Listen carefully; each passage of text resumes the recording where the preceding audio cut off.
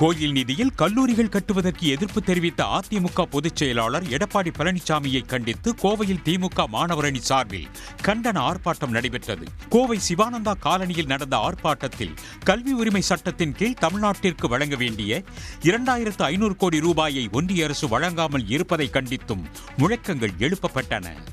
இந்த 4 வருஷத்துல பல்லளிக்கிற பழனிசாமி தன்னுடைய முதலாளிகள் அமித்ஷாவிடம் மோடியிடம் பல்லளிக்க பழனிசாமி என்றைக்காவது ஒரு நாள் பொதுவெளியில நீட் வேண்டாம் என்று ஆர்ப்பாட்டம், ஒரு போராட்டம், எங்களுக்கு நியூ எஜுகேஷன் பாலிசி வேண்டாம் ஒரு ஆர்ப்பாட்டம், ஒரு போராட்டம், மௌலானா அபுல் கலாம் ஆசாத்தின் பேர் வழங்கப்பட்ட மதச்சிறுபான்மை மக்களுக்கு வழங்கப்படுகிற நிதித்தொகை உதவித்தொகையை மோடியே ஏன் நிறுத்துறேன்னு ஒரு கண்டன அறிக்கை. ஐயா சாமி ஏங்க ஏன் நிறுத்துறீங்கன்னு ஒரு கோரிக்கை மனு என்னைக்காவது பேசியதுண்டா?